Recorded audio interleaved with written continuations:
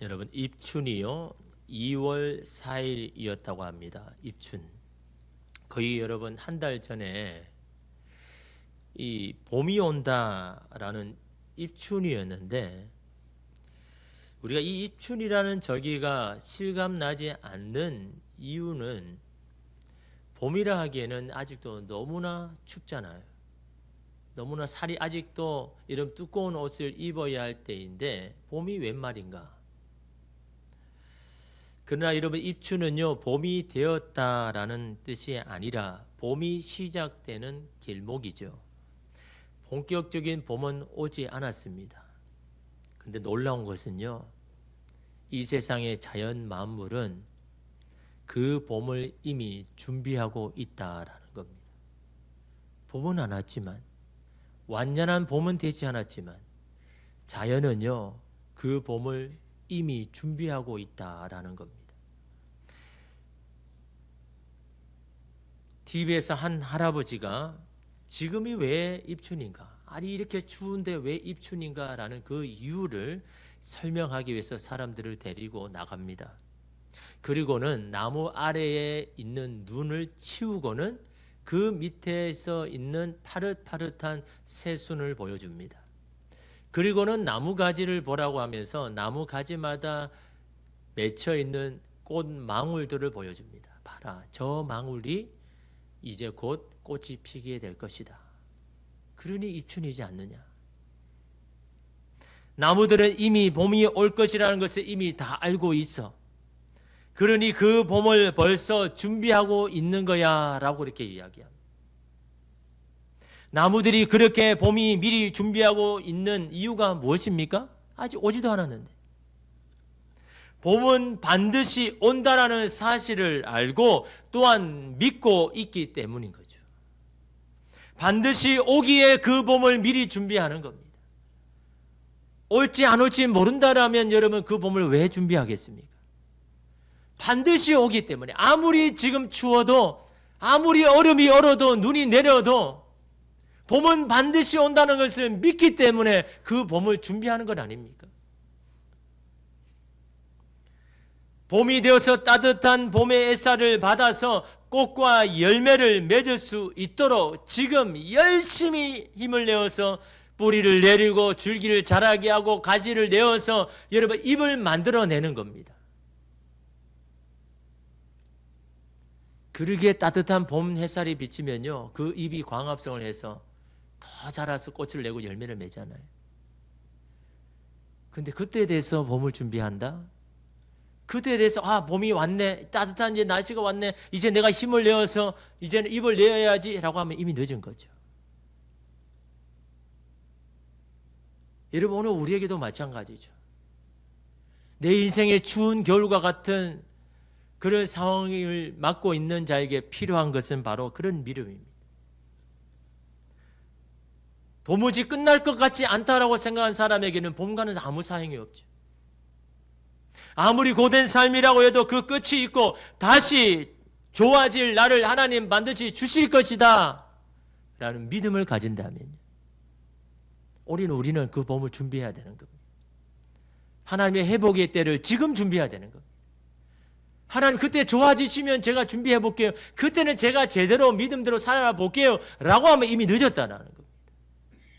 하나님, 내 삶에도 내 가정에도 내 자녀에게도 하나님 회복의 때를 반드시 주실 것입니다. 여러분, 이 대목에서는 믿음 아멘 하셔야죠. 그래야 그 약속의 말씀 여러분 하실 때는 그 아멘 하셔 여러분의 것 되는 겁니다. 내가 생각해보고 내가 이성적으로 보고 이거 맞는 것 같으면 그럴 것 같으면 아멘 한다. 여러분, 그러면 여러분의 것 안 되는 겁니다. 하나님의 말씀이라면 반드시 될 줄 믿습니다라는 아멘으로 해야 그 말씀이 여러분의 것 되는 겁니다. 여러분, 하루에 아멘 몇 번 하십니까? 그것이 여러분 믿음의 영적인 상태인 겁니다. 말씀을 들을 때마다, 생각날 때마다 우리 입술로 자꾸 선포해야 이러면 그 말씀이 여러분 우리의 삶에 여러분 역사를 하죠. 다시 우리에게도 하나님의 회복의 때를 반드시 주실 것입니다. 그렇다면요, 그 회복의 때를 지금 준비해야죠. 오늘 말씀은 오랜 시간 바벨론 포로 가운데 있는 이스라엘 백성들이 우리가 다시 정말 고국으로 돌아갈 수 있을까라는 회의와 절망에 있을 때 하나님께서 에스겔 선지자를 통해서 말씀하십니다. 아니다. 너희들은 반드시 돌아갈 것이다. 나는 너희들을 완전히 회복시킬 것이다. 라고 자신의 회복의 계획을 말씀하시죠. 여러분 24절에 보면요. 내가 너희를 여러 나라 가운데서 인도하여 내고 여러 민족 가운데서 모아 데리고 고국 땅에 들어가서, 가장 먼저는 뭡니까? 흩어져 있는 그들을 모아가지고 다시 고국으로 돌아가게 하시겠다라는 겁니다. 여러분 오늘 24절 9절의 동사를 보면요. 뭡니까? 인도하여 내고 모아 데리고 들어가서 의도성과 강제성을 보죠. 하나님 반드시 내가 그렇게 하겠다. 어떤 순간 내가 그렇게 하겠다라는 그런 결단과 의지가 여러분 이 구절 속에 있는 겁니다. 너희가 뭐라고 생각하든 나는 그때가 되면 너희를 데리고 들어갈 거다라는 그런 강한 의지를 이런 말씀하고 있죠. 하나님의 때가 되면 하나님 그렇게 하시겠다라는 것. 도무지 풀리지 않는 것도 풀어질 것이고 막혀 있던 것도 열어질 것을 여러분 믿기에, 여러분 오늘 우리는 그 말씀을 붙잡고 사는 거죠. 여러분 제가 여러분 기도할 때도 마찬가지입니다. 여러분 지금 잘 되어서 막 그렇게 하는 게 아닙니다. 지금 너무너무 힘듭니다. 그 과정을 보면 너무너무 어떻게 보면 과연 이게 회복이 될까? 여러분이 하고 있는 일을 보면 하나님 정말 기회를 주실까라는 그런 여러분 의심이 들 때도 있지만 그럼에도 불구하고 기도하는 겁니다. 하나님 반드시 저 가정을 축복하시고 저 기업을 축복하여 주셔서 하나님께서 하나님께 영광 돌리는 그날 반드시 주실 줄 믿습니다 라는 여러분 그런 믿음을 가지고 계속 기도하는 겁니다. 그것이 1개월 됐든 6개월 됐든 1년이 되었든 2년이 되었든 하나님 반드시 이루실 것을 믿고 여러분 구해야죠. 여러분 세상에 하나님과 하나님의 말씀 외에 영원한 것은 아무것도 없습니다. 언제든지 변할 수 있는 겁니다. 언제든지 달라질 수가 있는 겁니다. 근데 그 변화와 달라지는 것은 내가 하는 게 아닌 겁니다. 하나님이 하셔야 되는 거죠. 그걸 여러분 우리가 이런 믿고 구해야 되는 겁니다. 오늘 우리의 삶과 상황도 마찬가지죠. 아무리 오래된 형편과 상황이라도 하나님의 때가 되면 완전히 달라질 겁니다. 아무리 긴 밤이라도 해도 별들 날이 반드시 찾아올 겁니다. 우리에게는 언젠가 역전의 시간을 우리에게 주실 겁니다. 여러분 바벨론 포로에 있던 이스라엘 백성들이 다시 고향으로 돌아갈 수 있을 것이라고 희망을 가졌을까요? 그렇게 생각했을까요? 자려고는 돌아갈 수 없습니다. 여러분 나라가 망했는데 누가 구심점이 되어서 이미 힘이 있는 강대국의 손에서 누가 그들을 여러분 끄집어내겠습니까? 모든 나라들이 여러분 이 바벨론이 두려워가지고 벌벌 떨고 있는데 누가 망해버린 나라를 여러분에게 여러분 그들을 구출하려고 하겠습니까? 아마 그들은 이대로 살다가 이대로 끝나겠지, 여기서 죽겠지라고 다 생각한 겁니다. 오늘 우리도 마찬가지죠. 오늘 우리에게 주어진 현실 그냥 이대로 있다가 끝나겠지라고 생각할 마음이 듭니까? 이스라엘 백성이 그랬다라는 겁니다. 그러나 그들은 생각지도 못한 때예요. 상상하지 못하는 방법으로 고국으로 다시 돌아갔잖아요. 이것이 역사적인 사건 아닙니까? 고국으로 돌아가게 하신 하나님, 여러분의 삶 가운데도 하나님께서 반드시 그렇게 하실 때가 있는 겁니다. 역사는 반복된다고 하면서 하나님의 능력을 왜 반복된다고 여러분 믿지 않습니까? 그때 살아계신 하나님은 지금은 죽었습니까? 그때 능하신 하나님께서 지금은 아무 힘이 없습니까? 똑같잖아요. 동일하신 하나님, 신실하신 하나님. 지금도 오늘 우리의 삶에 오셔서 오늘 우리의 삶에 회복을 주실 그 고국에서 다시 그 바벨론에서 돌아오게 하신 하나님께서 오늘 우리에게도 그런 놀라운 역사를 베풀어 주실 것입니다. 자신들을 포로로 삼고 있는 고레스 왕이요, 스스로 여러분 칙령을 내려가지고 저 유대인들을 다 집으로 보내라. 누가 생각이나 했겠습니까? 아니 그들을 붙잡고 있으면 세금도 나오고 노동력도 쓸 수 있고 너무나 유용한데 그들을 스스로 풀어준다? 여러분 이거는 상상할 수도 없는 겁니다. 있을 수도 없는 거죠. 누가 그렇게 하겠습니까? 아니 겨우 여러분 붙잡아가지고 포로로 삼았는데 여러분 스스로 그냥 그걸 풀어준다? 누가 그렇게 하겠습니까? 그러나 하나님의 계획이 있으면 가능하다라는 겁니다.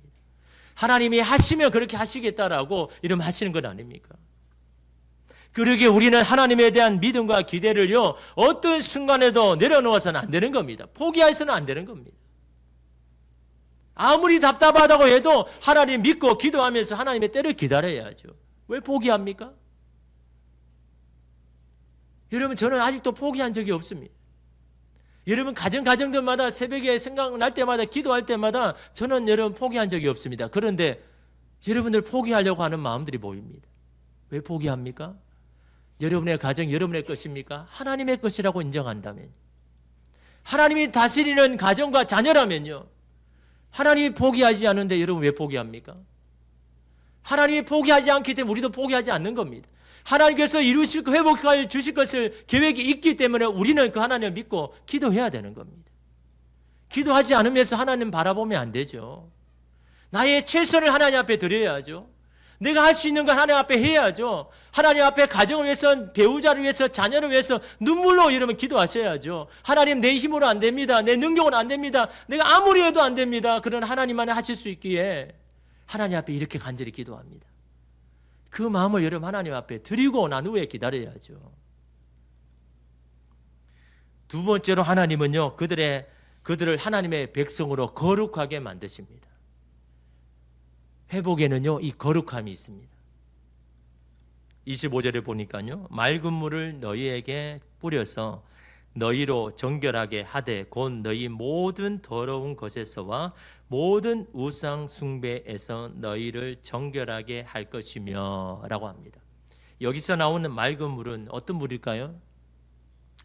자신을 속죄하기 위해서 제사를 드린 그 제물 있지 않습니까? 송아지든 염소든 양이든 그걸 다 태워가지고 그러면 죄가 남잖아요. 그 죄를 물에 타서 만든 물이 바로 이 맑은 물입니다. 이 맑은 물을 뿌린다. 그 맑은 물의 용도가 뭡니까? 민수기 8장 6절에서 7절에 보면요, 이스라엘 자손 중에서 레위인을 데려다가 정결하게 하라.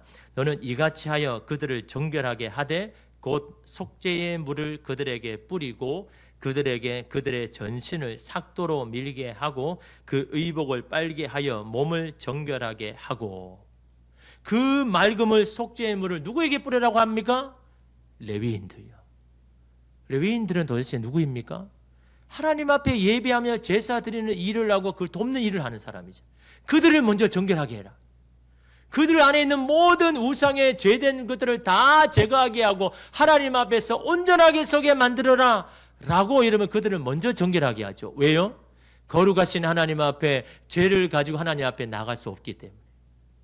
그래서 레위인은 먼저 정결하게 하라고 말합니다. 또한 여러분, 민수기 19장 9절에 보면요, 이에 정결한 자가 암송아지의 죄를 거두어 진정 밖 정한 곳에 둘지니 이것은 이스라엘 자손 회중을 위하여 간직하였다가 부정을 씻는 물을 위해 간직할지니 그것은 속죄제니라. 여기서 정결한 자가 누구입니까? 맑은 속죄의 물을 뿌려서 정결하게 된 레위인요. 그 레위인이 어떻게 합니까?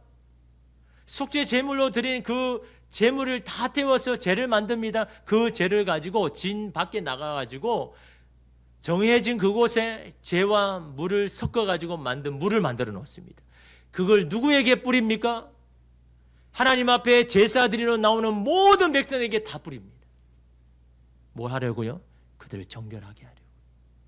하나님 앞에 온전히 제사 가운데 나가게 하기 위해서.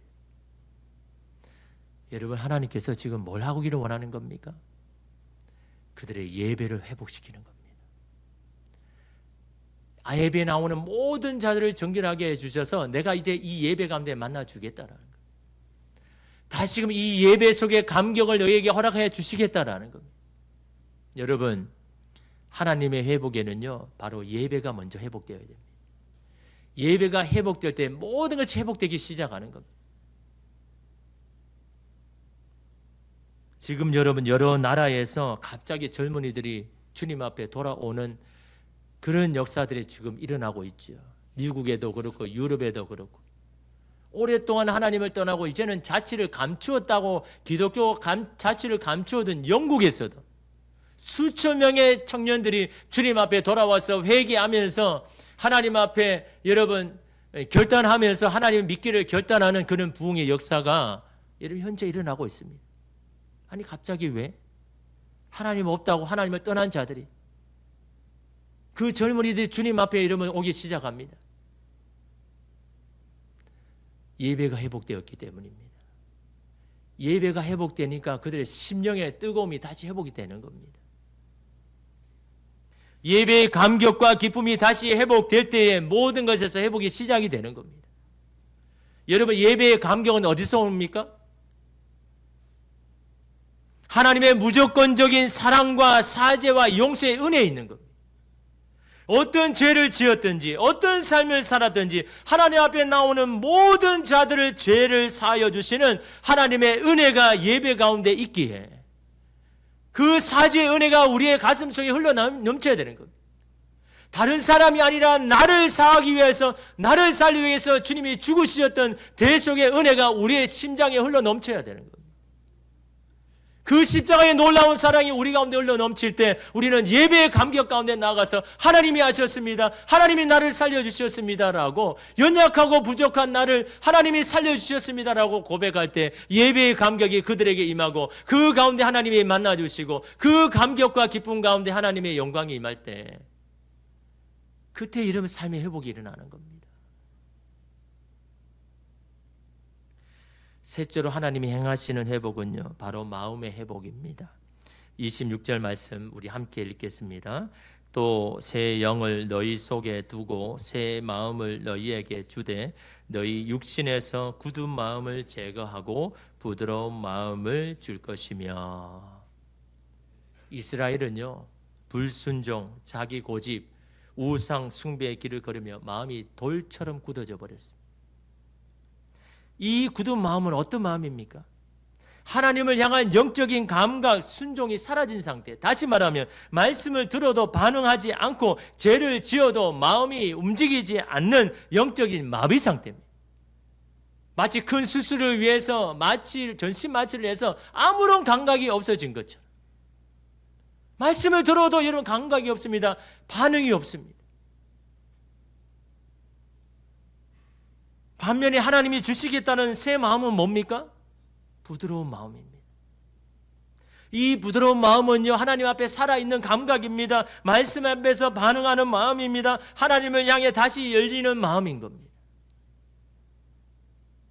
여러분, 우리는 주님 앞에서의 진흙이죠.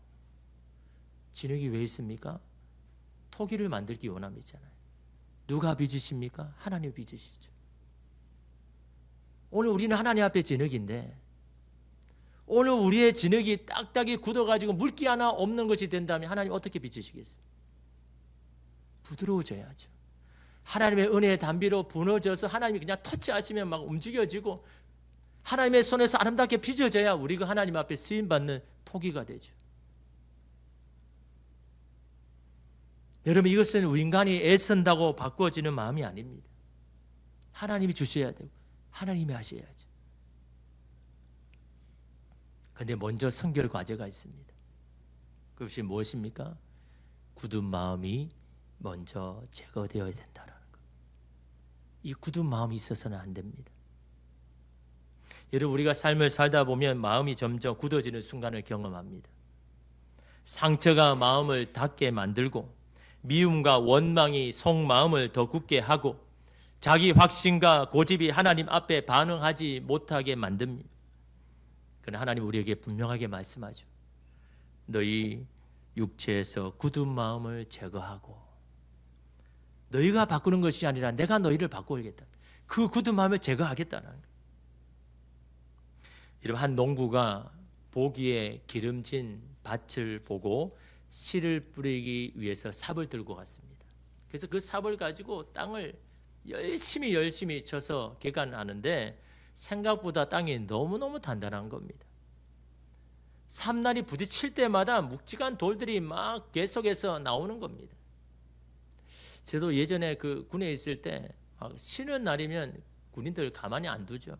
쉬는 날에도 나가가지고 연병장에 가가지고 고르기 하라는 고르기 한 건 단 거 아닙니다. 박힌 돌을 막 다 뽑아내고, 어떤 돌은 제가 이게 막 가지고 요만하게 튀어나온 걸 뺐는데 나중에는 웅덩이 이만큼 봤습니다.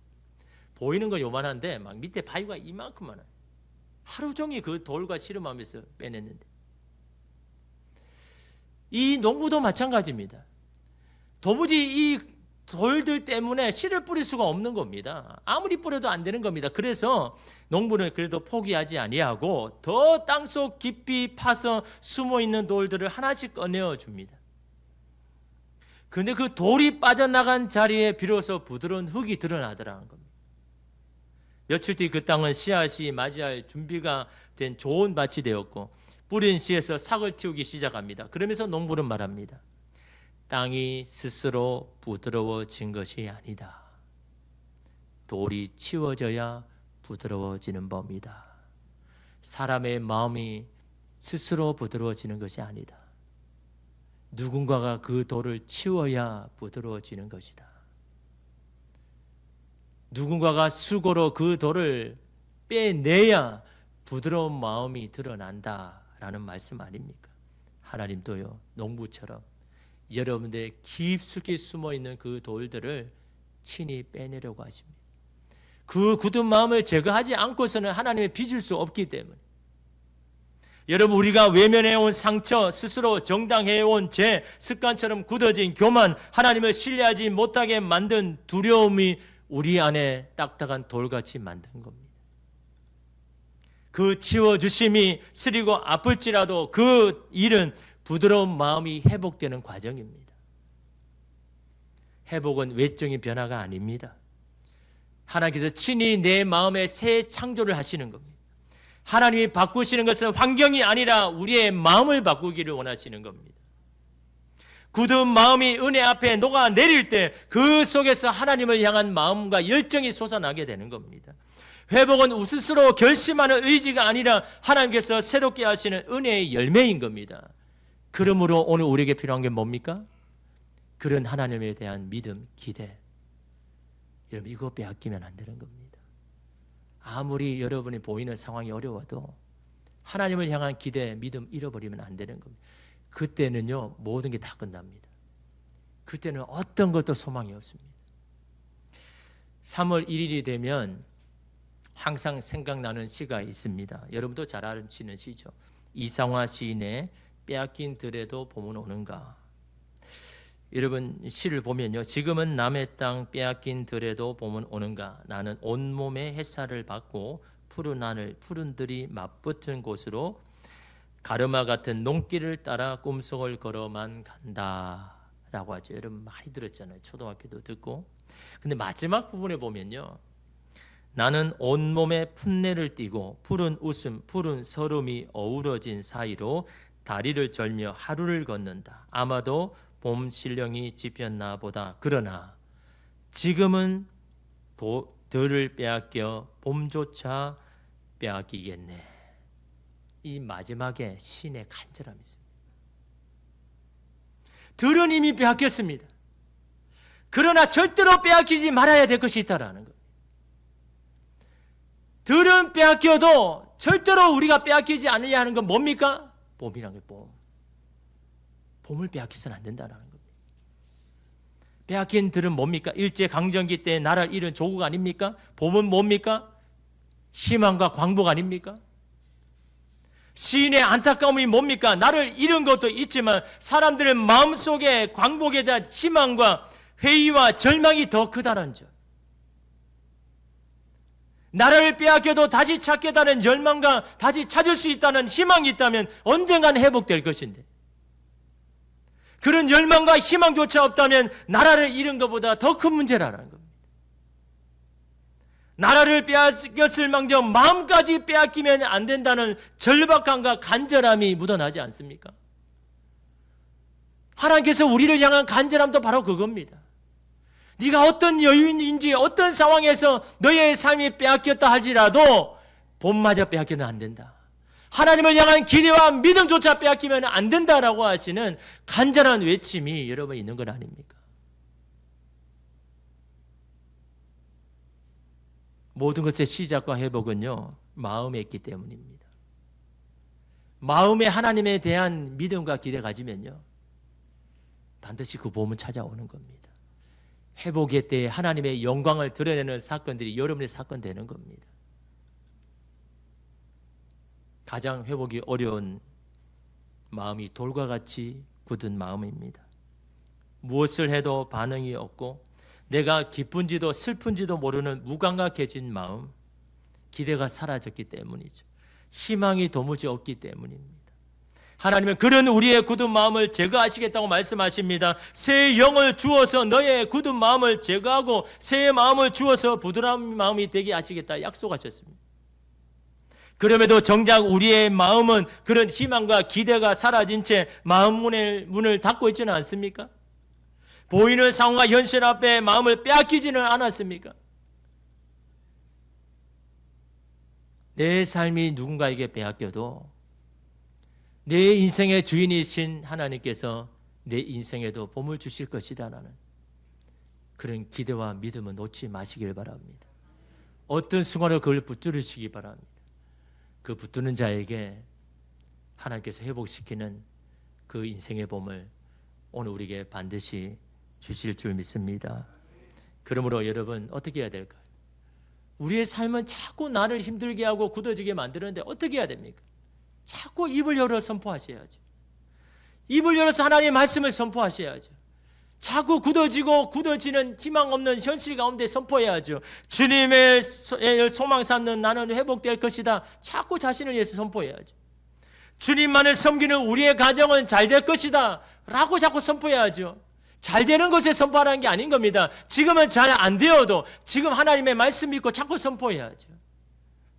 주님의 손 안에 있는 나의 자녀, 나의 배우자는 반드시 회복되고 달라질 것이다. 자꾸 믿음으로 선포해야죠. 선포할 때 여러분 그 믿음대로 하나님께서 역사하시는 겁니다. 입을 닫지 마시길 바랍니다. 하나님께 마음을 닫지 마시기를 바랍니다. 회복의 때는 반드시 옵니다. 빼앗긴 우리의 삶에도 하나님이 회복해 주시는 그 봄을 꼭 만나는 저와 여러분 되시기를 주님의 이름으로 축복합니다. 기도하겠습니다.